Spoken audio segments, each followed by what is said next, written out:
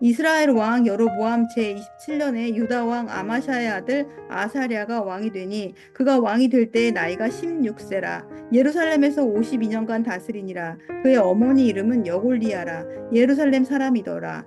아사랴가 그의 아버지 아마샤의 모든 행위대로 여호와 보시기에 정직히 행하였으나 오직 산당은 제거하지 아니하였으므로 백성이 여전히 그 산당에서 제사를 드리며 분향하였고 여호와께서 왕을 치셨으므로 그가 죽는 날까지 나병 환자가 되어 별궁에 거하고 왕자 요담이 왕궁을 다스리며 그 땅의 백성을 치리하였더라. 아사랴의 남은 사적과 행한 모든 일은 유다 왕 역대질에게 기록되지 아니하였느냐. 아사랴가 그의 조상들과 함께 잠에 다윗성에 그의 조상들과 함께 장사되고 그의 아들 요담이 대신하여 왕이 되니라. 유다의 왕 아사랴의 제38년에 여로보암의 아들 스가랴가 사마리아에서 6달 동안 이스라엘을 다스리며 그의 조상들과 행위대로 여호와 보시기에 악을 행하여 이스라엘로 범죄하게 한 느밧의 아들 여로보암의 죄에서 떠나지 아니한지라. 야베스의 아들 살룸이 그를 반역하여 백성 앞에서 쳐 죽이고 대신하여 왕이 되니라. 스가랴의 남은 사적은 이스라엘 왕 역대지략에 기록되니라. 여호와께서 예후에게 말씀하여 이르시기를 내 자손이 4대 동안 이스라엘 왕 위에 있으리라 하신 그 말씀대로 과연 그렇게 되니라. 유다 왕 우시야 제39년에 야베스의 아들 살룸이 사마리아에서 왕이 되어 1달 동안 다스리니라. 가디의 아들 므나헴이 디르샤에서부터 사마리아로 올라가서 야베스의 아들 살룸을 거기서 쳐 죽이고 대신하여 왕이 되니라. 살룸의 남은 사적과 그의 반역한 일은 이스라엘 왕 역대지략에 기록되니라. 그때 므나헴이 디르샤에 와서 딥사와 그 가운데 있는 모든 사람과 그 사방을 쳤으니 이는 그들이 성문을 열지 아니하였음이라. 그러므로 그들이 그곳을 치고 그 가운데에 악이 밴 부녀를 갈랐더라. 유다 왕 아사랴 제39년에 바디의 아들 므나헴이 이스라엘 왕이 되어 사마리아에서 10년간 다스리며 여호와 보시기에 악을 행하여 이스라엘로 범죄하게 한 느밧의 아들 여로보암의 죄에서 평생 떠나지 아니하였더라. 아수르의 왕 불이 와서 그 땅을 치려 하매 므나헴이 은 1000달란트를 불에게 주어서 그로 자기를 도와주게 함으로 나라를 자기 손에 굳게 세우고자 하여 그 은을 이스라엘 모든 큰 부자에게서 강탈하여 각 사람에게 은 50세겔씩 내게 하여 아수르 왕에게 주었더니 이에 아수르 왕이 되돌아가 그 땅에 머물지 아니하였더라. 므나헴의 남은 사적과 그가 행한 모든 일은 이스라엘 왕 역대지략에 기록되지 아니하였느냐. 므나헴이 그의 조상들과 함께 자고 그의 아들 부가히야가 대신하여 왕이 되니라.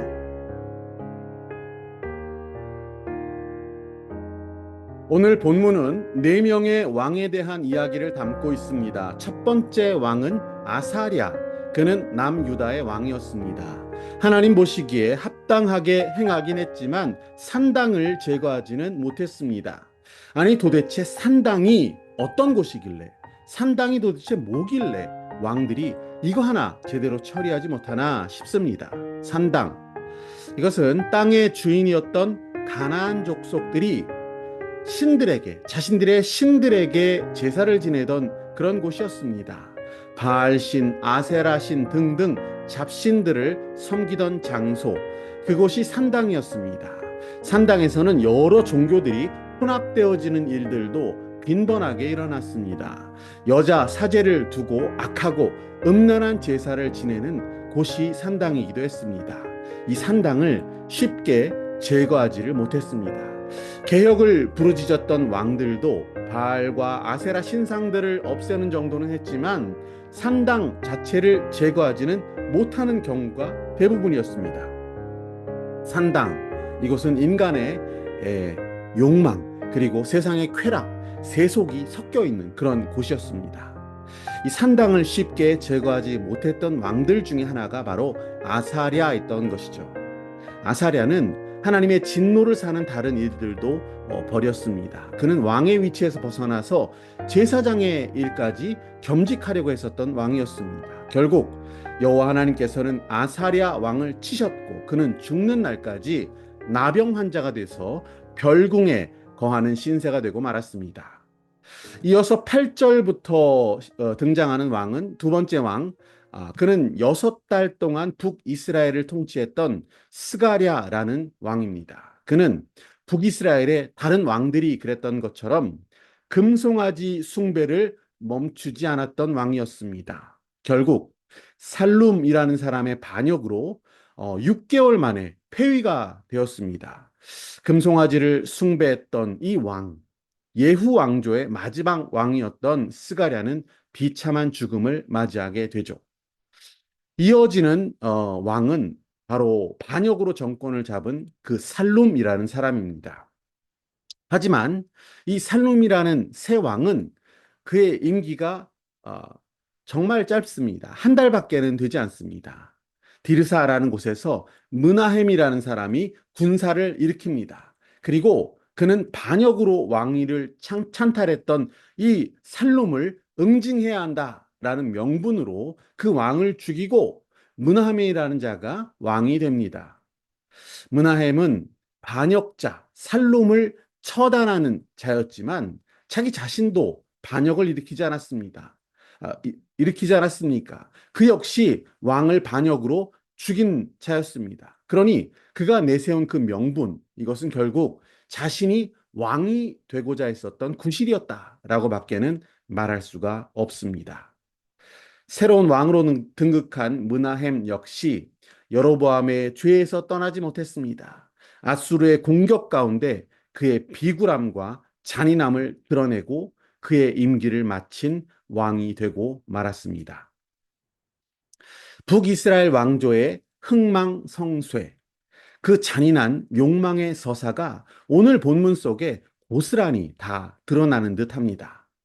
왕들은 하나같이 하나님의 뜻과는 전혀 상관없는 삶을 살았던 자들이었습니다. 힘이 있으면 반역을 일으키는 자들이었습니다. 명분이 없으면 명분을 하나 만들어서라도 왕좌를 빼앗고 왕을 죽여서라도 그 자리를 찬탈하는 그런 왕조를 이어갔던 자들이었던 것이죠. 권력을 향한 약육강식, 승자 독식, 그리고 우상 숭배가 판을 치는 나라. 힘과 명분으로 수단과 방법을 가리지 않고 권력 투쟁을 벌였던 나라. 그 나라가 북이스라엘이었던 것입니다. 그 나라에는 평안이 없었습니다. 하나님의 보호하심도 없었고 인도하심도 기대할 수 없는 지극히 세속적인 세상 나라였던 것이죠. 세상 나라가 그렇다면 과연 하나님의 나라는 어떤 곳입니까?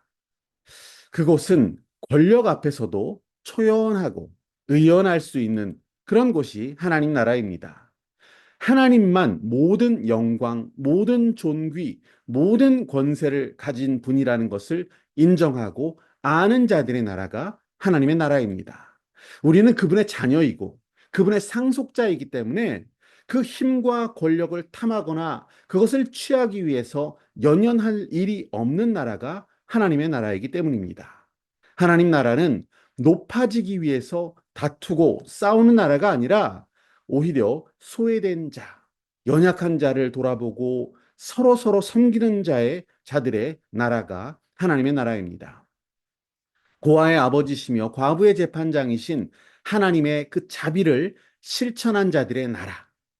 작은 자에게 냉수 한 그릇이라도 베푼 자들이 그 상을 영원토록 잃지 아니하는 나라. 그 나라가 하나님의 나라입니다. 하나님 나라는 성령 안에 의와 평강과 기쁨의 나라라고 말씀하십니다. 성령 충만한 자들이 의로운 삶을 살며 자비를 베풀고 나누고 모두의 삶을 기쁨과 평화로 풍성하게 만드는 나라. 그 나라가 바로 하나님 나라입니다. 힘들고 어려운 이 정글과 같은 세상 나라 가운데 우리는 이 땅에 이미 임한 하나님의 나라를 이루어가며 확장해 나아갈 수 있기를 소망합니다.